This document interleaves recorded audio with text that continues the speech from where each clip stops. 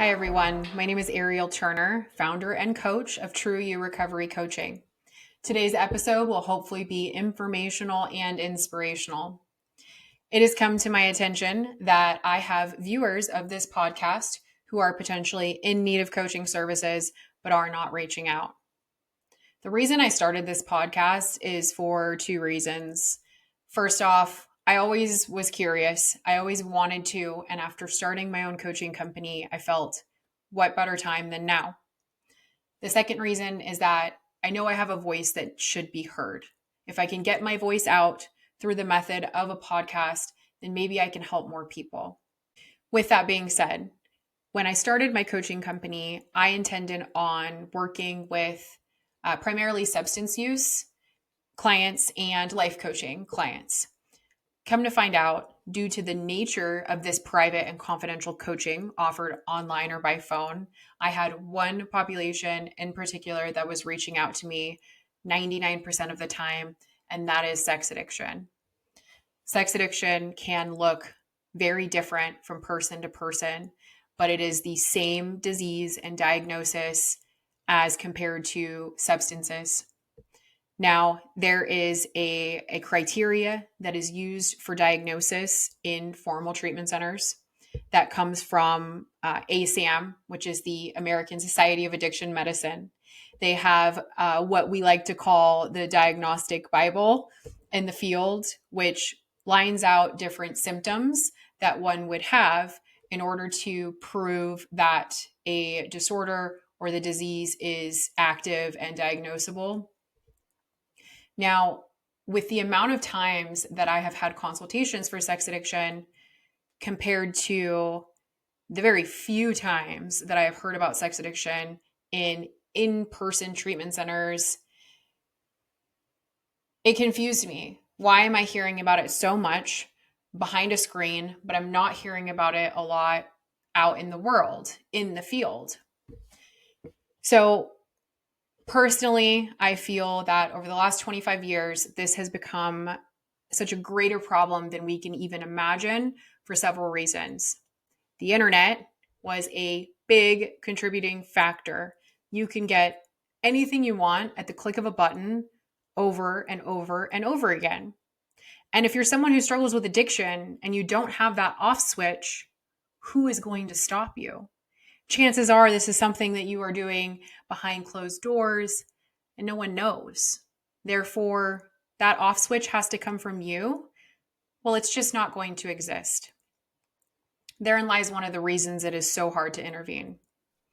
Now, another theory I have about why this has become such a problem in today's society, or so prevalent, I should say, is COVID. COVID made a lot of things worse in our society. It forced us to be isolated and to be torn away from the things that we loved and from our loved ones. There will be generational implications of that lockdown for decades to come. We don't even know the damage that it has fully done yet. I can tell you that a lot of things have increased: addiction, child abuse, domestic violence and intimate partner violence, and increased mental health symptoms. That is terrifying. It breaks my heart. It makes me want to cry just as I'm describing this now, because I know what that isolation feels like. I've experienced isolation in a different way and at a different time in my life, and I know how damaging it can be. The fact that as a society we endured that together, I can't even wrap my head or my heart around the pain that that has caused unintentionally and indirectly just from the situation that our country found itself in. That's a whole other story. The purpose of this podcast today is to give a shout out to anyone who's out there listening to this who is struggling with any form of sex addiction or pornography addiction. You are not alone. You are not. There are so many people who struggle, and I know I've only heard from such a small fraction of them. If you're interested in learning more specifically about pornography addiction, there is a site that I recommend to all of my clients that is evidence-based and shows research regarding the damage that pornography causes to one's brain. It is called yourbrainonporn.com. Check it out. Great site. There are some questions on there that may help you determine if you define it as a problem in your life. One of the contributing factors to addiction overall is shame. Now, with sex addiction, shame is much, much greater. Now, there is something that I want to explain to you. Guilt versus shame. Guilt is, I did something bad, while shame is, I am bad. This distinction couldn't be more important in the discussion of addiction, particularly sex addiction. Now, we want guilt. Guilt is not inherently a bad thing at all. Guilt tells me I do not like the way that made me feel, and I don't want to do it again. Guilt can build motivation and can open the door to change and help us to decide, today's the day. I'm not doing this anymore. Now, shame, on the other hand, that is a toxic, extreme version of guilt where we internalize the mistakes that we have made to be a reflection of our value as a person or as a husband or wife or whatever that looks like. Now, shame perpetuates addiction. Shame and isolation keeps us sitting right in the sickness. Shame does not allow us to take a look at the things that are keeping us stuck. Shame prevents us from taking chances and sharing with another person what is going on. Now, I do understand that due to the nature of sex addiction, for all kinds of reasons, cultural and societal influence, family dynamics, personal beliefs, etc., all influence our ability to talk about sex in general in life. Now, sex addiction, because of the shame that is associated with it, and due to its private nature happening behind closed doors, becomes that much more difficult to talk about.